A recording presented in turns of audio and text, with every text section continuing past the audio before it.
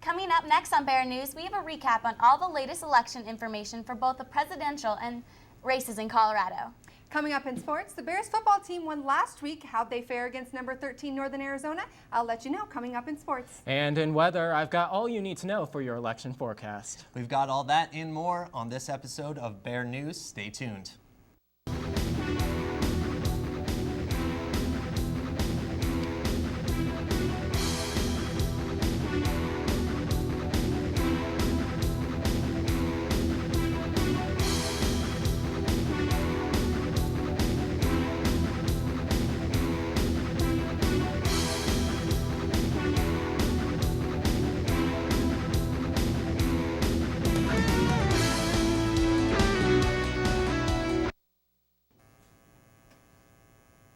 Thanks for joining us on Bear News. I'm Danny Gross. And I'm Megan Pressler. The presidential race really heats up in the debates here in the recap of them. The first of three presidential debates leaves the feel of how the election is going than previously thought. With Jim Lehrer's lack of control, the debate quickly spins out of control, with President Barack Obama and Massachusetts Governor Mitt Romney taking full control of the debate. Although it was not a landslide, Romney wins round one after a lacklusting performance in President Obama's part. I cannot read that. No. The first of three presidential debates takes place at the University of Denver on October 3rd. President Barack Obama and Governor Mitt Romney face off for the first time in public with all cameras on them. Hosted by PBS's Jim Lear, the debate covered topics ranging from taxes to Social Security, Medicare, and education. The first topic of the night, taxes. 4 years ago when I stood on this stage, I said that I would cut taxes for middle-class families. And that's exactly what I did. I will not, under any circumstances, raise taxes on middle-income families. Governor Romney and I do share a deep interest in encouraging small business growth. So at the same time that my tax plan has already lowered taxes for 98% of families, I also lowered taxes for small businesses 18 times. And Mr. President, you're absolutely right, which is that with regards to 97% of the businesses are not taxed at the 35% tax rate, they're taxed at a lower rate. But those businesses that are in the last 3% of businesses happen to employ half of all the people who work in small business. With the national deficit being an issue, Mitt Romney proposes what plan he would like to take, while President Obama says what he has already done to help with the deficit. Well, first of all, I will eliminate all programs by this test if they don't pass it.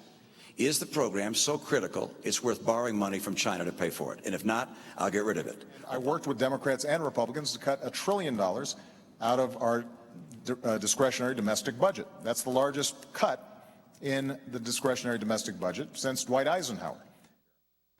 One topic in particular that both candidates see very differently about is Obamacare and healthcare insurance plans.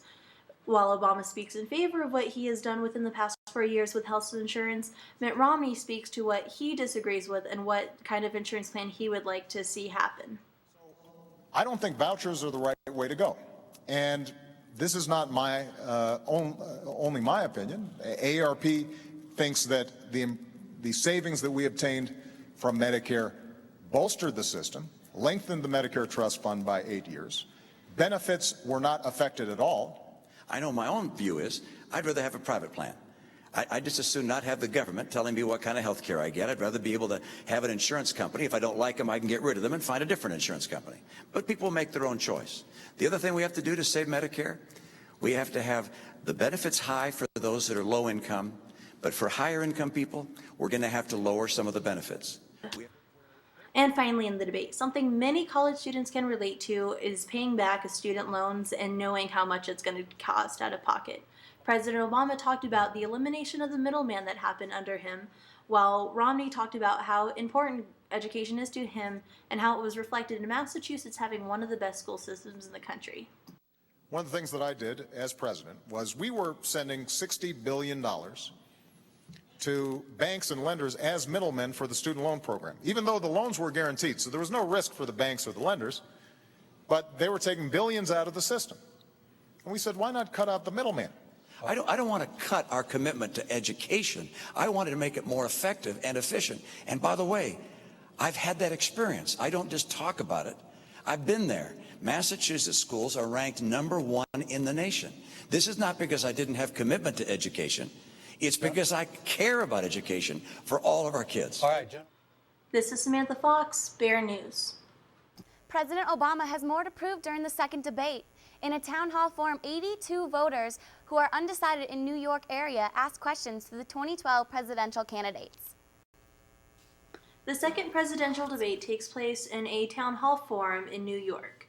This forum allows undecided voters within the area to ask questions of both candidates. Mr. President, Governor Romney, as a 20-year-old college student, all I hear from professors, neighbors, and others is that when I graduate, I will have little chance to get employment. What can you say to reassure me, but more importantly, my parents, that I will be able to sufficiently support myself after I graduate? I know what it takes to create good jobs again. I know what it takes to make sure that you have the kind of opportunity you deserve. And kids across this country are going to recognize we're bringing back an economy. And what I want to do is build on the 5 million jobs that we've created over the last 30 months in the private sector alone. And there are a bunch of things that we can do to make sure your future is bright. Your Energy Secretary, Stephen Chu, has now been on record 3 times stating it's not policy of his department to help lower gas prices. Do you agree with Secretary Chu that this is not the job of the Energy Department? The proof of whether a strategy is working or not is what the price is that you're paying at the pump. If you're paying less than you paid a year or two ago, why then the strategy is working. But you're paying more. When the president took office, the price of gasoline here in Nassau County was about $1.86 a gallon. Now it's $4 a gallon. Because the economy was on the verge of collapse. Because we were about to go through the worst recession since the Great Depression. As a consequence of some of the same policies that Governor Romney is now promoting. So it's conceivable that Governor Romney could bring down gas prices, because with his policies, we might be back in that same mess. In what new ways do you intend to rectify the inequalities in the workplace, specifically regarding females making only 72% of what their male counterparts earn? This is one of the reasons why the first bill I signed was something called the Lilly Ledbetter bill. And this is named after this amazing woman who had been doing the same job as a man for years, found out that she was getting paid less, and the Supreme Court said that she couldn't bring suit because she should have found out about it earlier. She had no way of finding out about it. So we fixed that. I was proud of the fact that after I staffed my cabinet and my senior staff, that the University of New York in Albany did a survey of all 50 states and concluded that mine had more women in senior leadership positions than any other state in America. That the State Department refused extra security for our embassy in Benghazi, Libya, prior to the attacks that killed 4 Americans. Who was it that denied enhanced security, and why? So as soon as we found out that the Benghazi consulate was being overrun, I was on the phone with my national security team, and I gave them 3 instructions. Number 1, beef up our security and procedures, not just in Libya, but in every embassy and consulate in the region. Number 2, investigate exactly what happened, regardless of where the facts lead us, to make sure that folks are held accountable and it doesn't happen again.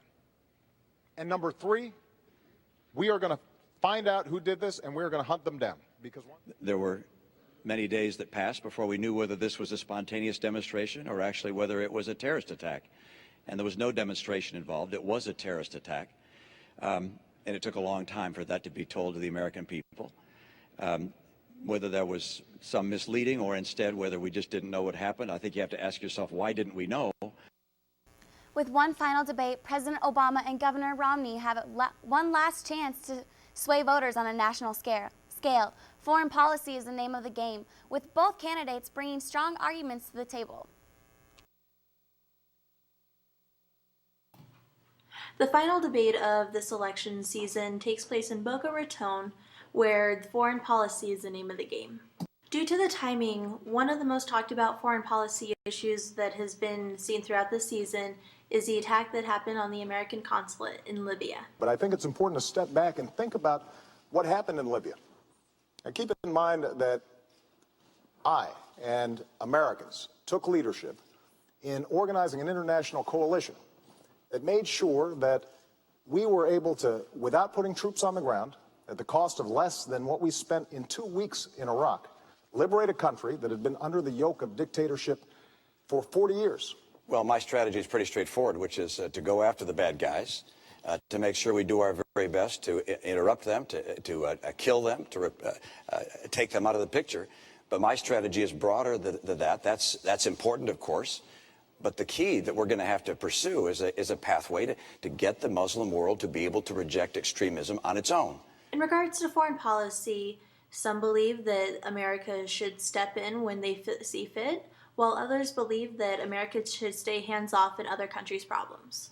Here's what Obama and Romney have to say about America's role in the world. Well, I absolutely believe that America has a responsibility and the privilege of helping defend freedom and promote the principles that make the world more peaceful. America remains the one indispensable nation.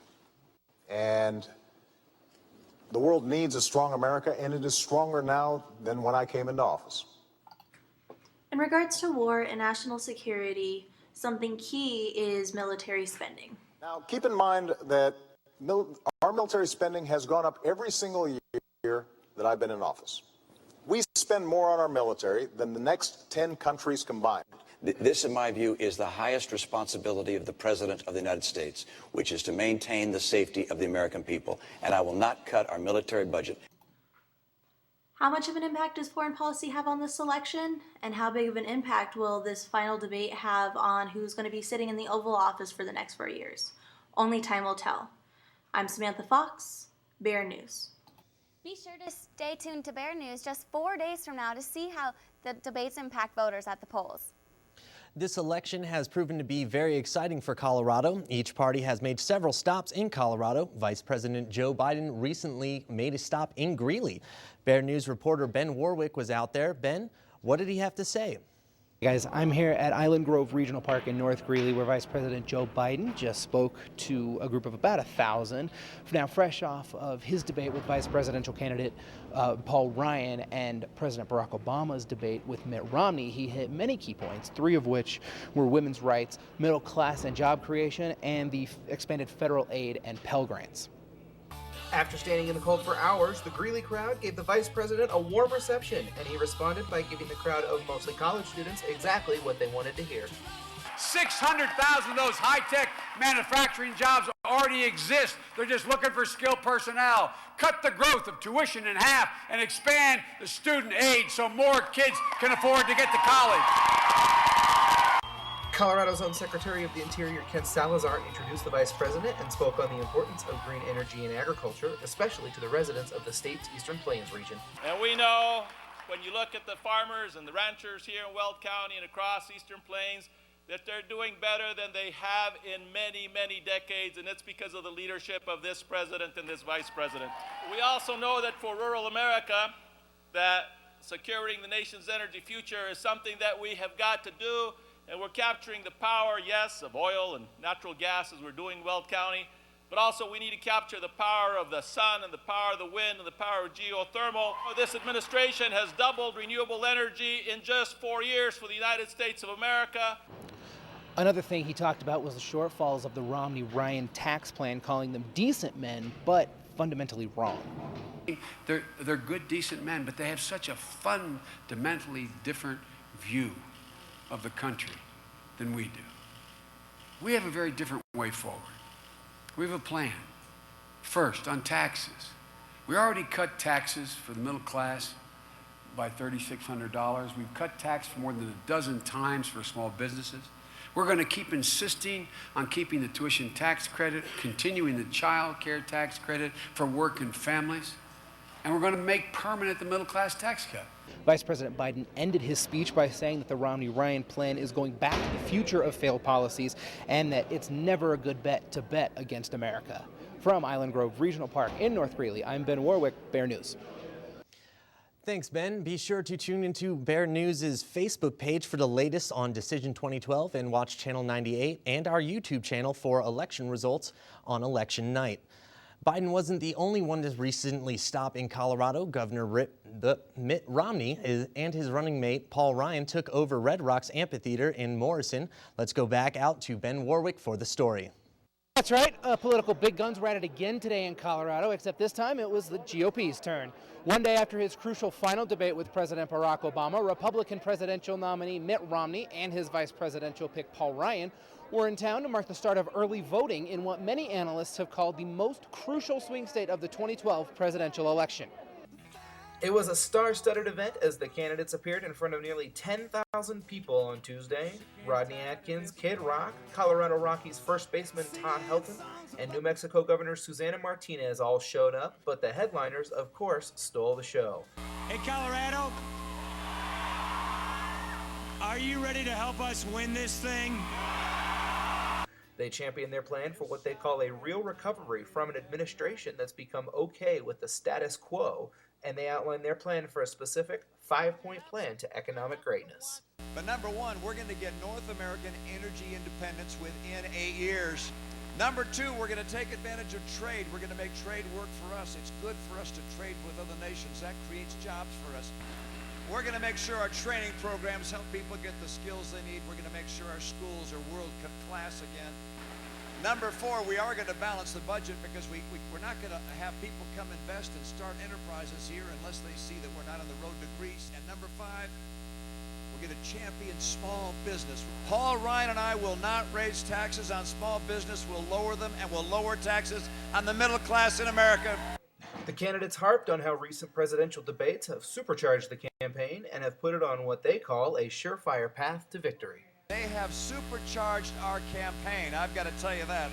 And you know, we're on the home stretch now, and I think the people of Colorado are going to get us all the way there. What do you think? What we also witnessed was a president who's out of ideas.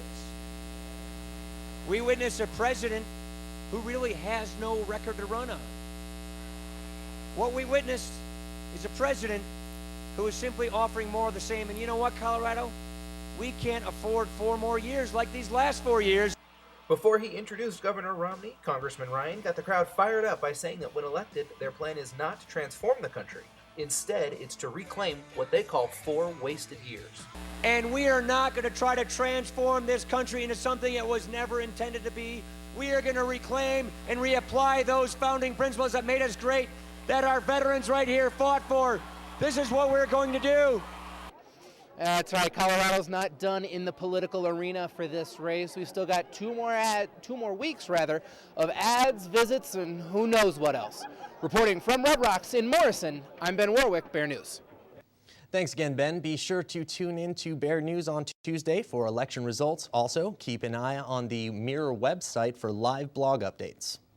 With election night just 5 nights away, students begin to wonder how the weather will impact voting. Bear News meteorologist Paul Ford has your first look at weather. Paul?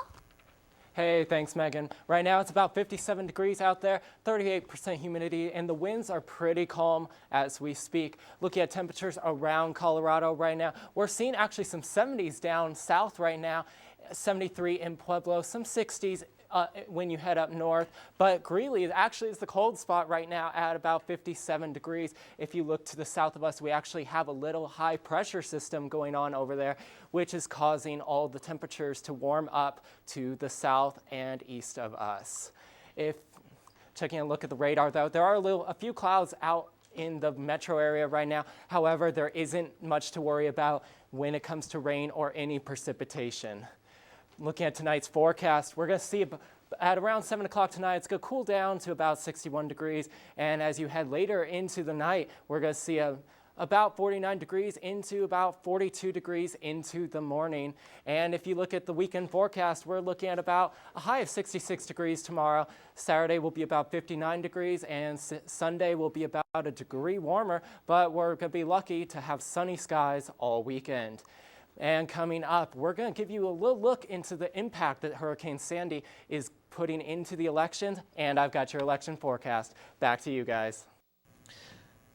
Coming up after the break, we'll have all the information you need on some local races. Stay tuned to Bear News. We'll be back in just 60 seconds.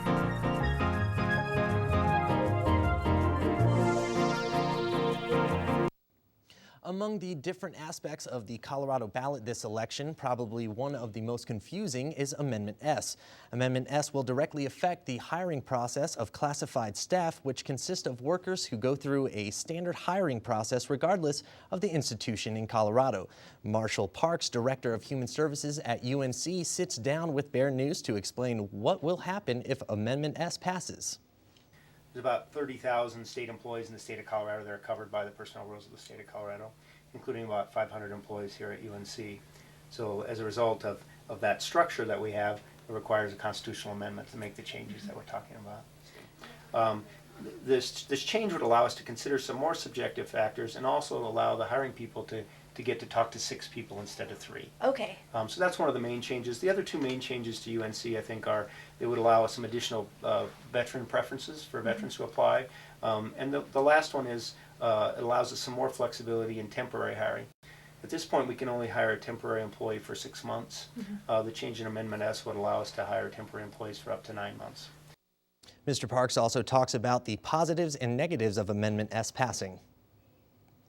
Largely, those who are in favor of the amendment will say this is kind of just a modernization of a personnel system that was created in 1920 and it hasn't had a major change in like 40 years. So let's say, it makes more sense to allow us to have more discretion in hiring, to be able to consider more subjective measures and maybe have our hiring process look a little bit more like a private hiring process. So their argument is that, and again, there's an argument that says that we want additional preference for the veterans. The other argument for it is that a governor who's elected probably should have the flexibility to be able to, one of the pieces we didn't talk about that is also part of the referendum is to allow the governor to appoint up to 1% of the total number in the personnel system. There's 30,000 folks in the state personnel system now, so it allowed the governor to appoint up to 300 folks. So people that work in the senior executive service, it gives them ability to appoint more folks and have less of them be selected through the classified process. On the opposite side of it, most of the opposition of it, there's a little bit of opposition certainly to the allowing the subjectivity, more subjectivity in the hiring process. That again, this system is designed to keep it from have people selected on their merit and not have favoritism or nepotism, etc. And on the opposition side, they'll argue that this opens it up more to that. And the primary opposition you see is on the governor's role in the personnel board.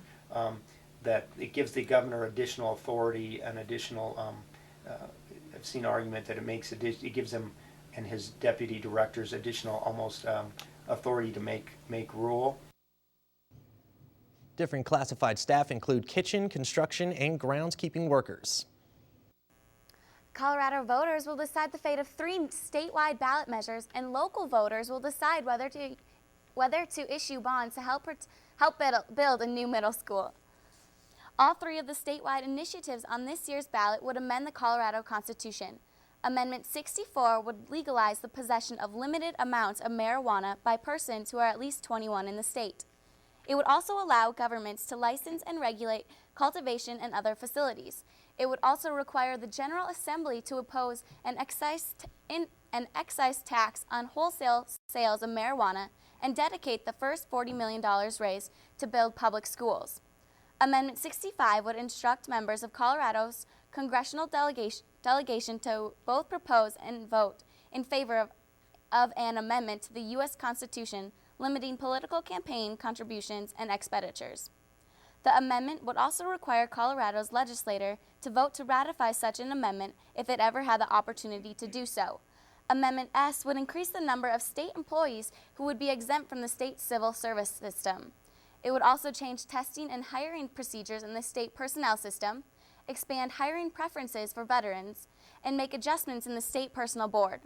In Greeley and Evans, voters will decide whether to authorize $8.2 million in general obligation bonds to help pay for a new middle school to replace the aging John Evans Middle School. The money would provide the local matching funds for a state grant of $21 million to finance the total $29 million school. The ballot measure would increase taxes paid by Weld County District property owners by $845,000 a year. All eyes are focused on the presidential race Colorado residents will also elect 7 members of the U.S. House of Representatives.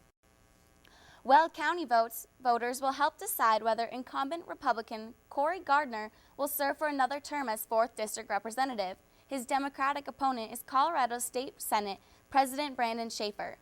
In other House races, incumbent Democrat Diane DeGette faces off against Republican Denver businessman Danny Stroud in the 1st District. In the 2nd District, incumbent Democrat Jared Polis is up for re-election against his Republican challenger, State Senator Kevin Lundberg. 1st District Republican Congressman Scott Tipton is running for another term against Democratic State Representative Sal Pace and 5 other challengers. In the 1st Congressional District, incumbent Republican Doug Lamborn faces no Democratic challenger, though 3 minor party candidates are running against him. Republican 6th District Congressman Mike Kaufman is running for re-election against Democratic State Representative Joe McGlasey. And in the 7th District, incumbent Democrat Ed Perlmutter faces a challenge from Republican businessman Joe Kors Jr. In addition to House of Representative races, Weld County voters will help decide many other races. Republican Pamela Mazanek is running against Libertarian Stephen Dillinger for a seat on the State Board of Education from District 4. Democrat Stephen Ludwig is running for another term as an at-large member of the CU Board of Regents. He faces 3 challengers, including Republican Brian Davidson. 20 members of the state Senate are up for election, though none are from Weld County. All 65 state House seats are up for election, including 2 from Weld County. In District 48, Republican Stephen Humphrey battles Libertarian John Gibson. And in District 50, Democrat Dave Young is running against Republican Skip Taylor. 19th Judicial District Attorney Ken Buck is running unopposed for another 4th term. Also in the judicial realm, Colorado Supreme Court Justice Nathan Coates is seeking to be retained for another 10-year term on the court. 6 members of the Colorado Court of Appeals are also up for retention vote. In the 19th Judicial District, 4 district court judges face retention votes. They are James Hartman, Elizabeth Becker-Strobel, Todd Taylor, and Dinsmore Tuttle. On television. But did you know that was because Colorado is a swing state? Bear News reporter Rachel Turnock sits down with a UNC professor and students to find out why you can't escape these ads. It's no surprise that Colorado is a highly contested swing state in this election. We had the opportunity to sit down with Professor Kelly Scott and UNC student Conor McCave to talk about why it's so important. The difference between a swing state and the other states is that swing states aren't guaranteed to a candidate. So you've probably heard on the news or what have you that there are blue states and red states. Those states are already guaranteed for those candidates, and the candidates being the Republicans and Democrats. Colorado, as well as North Carolina and I think 7 or 8 other states, are considered swing states, or purple states is another concept that I think that's a term that floats around out there. And so what that means is that they're neck and neck, and that could be the voting history of that particular state. And interestingly enough, Colorado is historically a red state. In the last 2 elections, we've been considered a swing state. Once you start seeing a flux in the history of how a state votes, that's when they start to be considered a swing state. That, and then the number of registered Republicans and Democrats that are considered active voters, which is to say they voted in the last presidential election. What that means for Colorado is that, or say North Carolina, is that you're going to see an increase in advertising, and that's going to be television advertising, radio advertising, and then billboards and yard signs, all the outdoor advertising that we see. In the course of this presidential election year, Colorado is going to see more visits than Texas, because Texas is fairly locked up for the Republican vote. Also, what you see is more activity. So like the Republican National Convention and the Democratic National Convention typically are going to be held in what are considered swing states for that year. 4 years ago, we were also considered a swing state. The Democratic National Convention was here. So good news is we get more attention. Bad news is we see more ads. The most common types of advertising or techniques in advertising we see is negative advertising.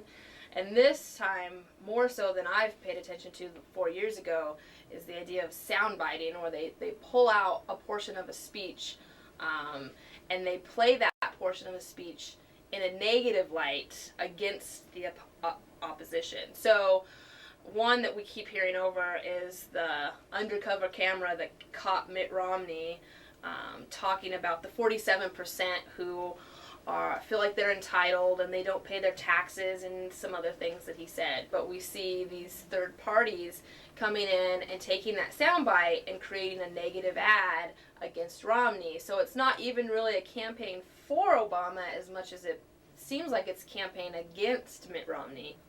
Good news, we get more attention. Bad news, we see more ads. Senior political science minor Conor McCave talks about the election and Colorado as a swing state. Colorado, in the United States electoral system, right now has 9 electoral votes.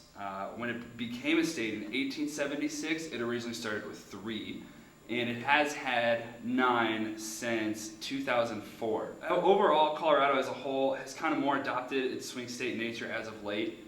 In the last 10 elections, we've only voted Democrat twice, and the first time was in 1992 when Bill Clinton defeated George Bush Sr., and again in 2008 when President Obama won the presidency. So it's definitely swayed more to the Republican side, and then as of late it's kind of been a little bit of back and forth. Now both campaigns will try and use a lot of strategies in Colorado since it has such high stakes in this election. First one is they develop these organizational networks. So what they'll do is they'll register voters, but they will also at the same time be working for a respective political campaign. So the registering is the non-partisan part, but the fact that they volunteer for a specific party does play a role. As a swing state, we need to take it upon ourselves to do a little bit of extra research. Reporting from Candelaria, Rachel Turnock, Bear News. Even though these ads might get annoying after a while, they're proven to be effective. So be prepared to see more running right up to the election. Well, Paul, the Hurricane Sandy has come and gone, the worst of it. How much of an impact will this have on the election? Well, we're not quite sure how much of an impact it will be. They're trying their hardest to try to get the elections up and running by Tuesday. But I'll let you know more about that after the break.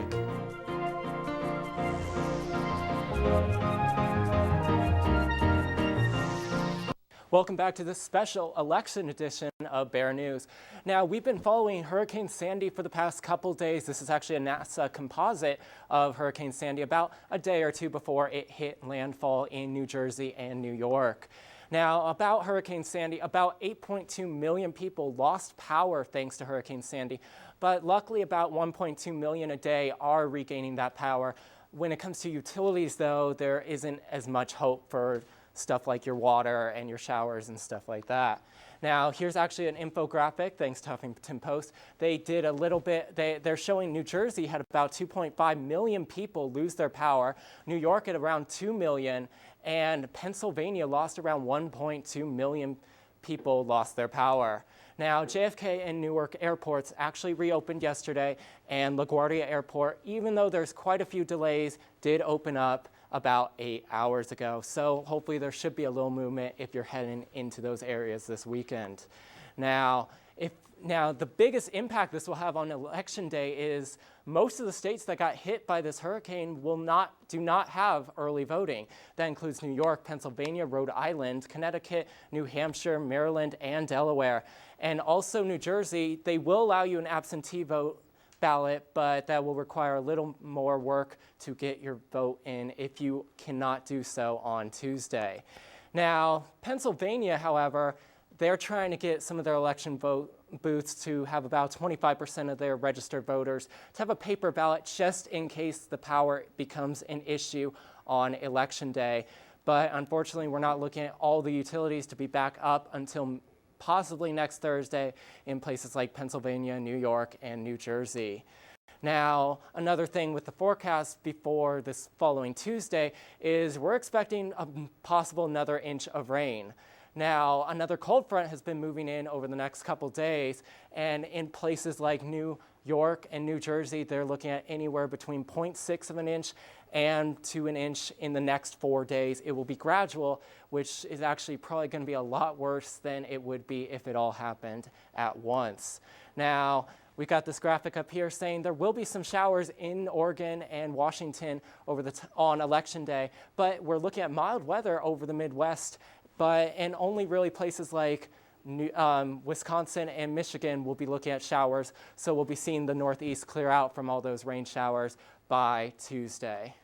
Now, we're going to be seeing some cold temperatures off into the Northeast with anywhere between the 40s and 50s, so you're going to want to bundle up if you're going to be voting on Election Day. But if you're anywhere in the West to Midwest, or even the South, we're going to be seeing temperatures in the 60s to the 80s, so it'll be a beautiful day, so there's no reason for you not to vote. On Election Day here in Greeley, it's going to be about 64 degrees and sunny, so hope you can get out there to those polling booths. Now, please tune in to our YouTube channel, youtube.com/bearnews98. Around 7:30 to 8 o'clock on election night, we'll be giving you all the latest coverage about the elections. Back to you guys. Thanks, Paul. Now let's take a little bit of a look at football. After downing conference rival Idaho State, the UNC football team tries for 2 in a row, this time against Northern Arizona. It was Breast Cancer Awareness Weekend where the players and coaches were rocking the pink. NAU came in ranked 13th and barely escaped. They start off with the safety, Mason Puckett, 2-0 NAU. UNC responds with a field goal, 3-2 Bears. Later on, Seth Lobato is picked off, and this one is going to the house. 9-3 Lumberjacks. That would stay the score until midway through the fourth when Lobato and company would pick their way through the NAU defense. Jace Davis with a nice catch there on the first down. Tremaine Dennis was key again in the backfield, and Lobato was as accurate as well. Peyton Manning, who, by the way, AFC Player of the Month. Lobato finished with 198 yards through the air. He'll drop back here and finds tight end Darren McDonald. He's got a couple brothers in the big leagues. Hang on just a second, folks. There's a face mask on NAU. That would mean 15 free yards for the Bears. Lobato says, well, we'll take that, and he moves the ball on downfield again.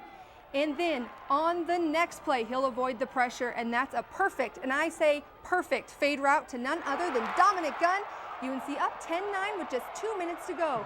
Unfortunately, after standing all day long, UNC's defense lets NAU get to the one where they kicked the field goal with only 15 ticks left. UNC would lose a heartbreaker, 12-10. It's also Dig Pink night for the volleyball team. After sweeping Weber State at home, the Bears welcome in the Bengals of Idaho State into Butler. Kelly Arnold again led the way with 15 kills. Arnold and Tamber Haddock had 12 digs apiece, and the team had 49 digs all together. The Bears kept it close in all 3 games, but just a key few points for the Idaho State Bengals would keep them on top all night. It was back and forth for much of the match, but 14 kills from Jacqueline Hone was enough to put the Bengals up for good. In the Weber game, things were a little bit different. It was all UNC. The Bears never let the Wildcats get more than 16 points and kept them to a .09 hitting percentage. Kelly Arnold had 12 kills and Tamber Haddock had 14 digs to send UNC to a 3-0 sweep. Just a quick reminder, both the men's and the women's basketball teams are back in action this week. The women starts next in an exhibition game against Regis, and the men go up against UCCS. That first game is on election night this Tuesday at 7 p.m. at Butler, while the women kick off tomorrow at 7 p.m. also at Butler. And finally tonight, the soccer team may have not had the season they wanted, but a few players on the team got the respect of the conference. Goalkeeper Natalie Diadamio was named Big Sky Goalkeeper of the Year, the second consecutive such award in 2 years for the program. She also made first team all-conference, where freshman Adrian Jordan, she's already a beast, I tell you what. She's also, well, we'll see what happens next season. I can't wait to see. After the break, we will show you how students are rocking the vote. Keep it tuned here.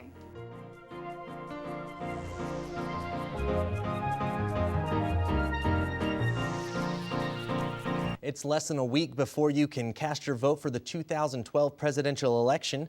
UNC Student Senate presents a Rock the Vote campaign event to educate college voters. The Rock the Vote campaign bus traveled from Texas to the UC parking lot to inform students to vote. With music, free samples, and prizes, students came to the event to have fun. Students had the opportunity to win prizes from drawings and by dancing. The prizes included t-shirts, UNC gear, and gift cards. Students also had the chance to try different meal water enhancements and a new yogurt drink. At the yogurt stand, free sunglasses were up for grabs. The popular place for students was under the Assassin's Creed 3 tent. Students were able to test run a free trial of the game after they received a free Assassin's Creed 3 t-shirt. Students were informed about the presidential campaign while having fun. Thanks for joining us this evening. Be sure to tune in this Tuesday for our Decision 2012 special broadcast. See you then.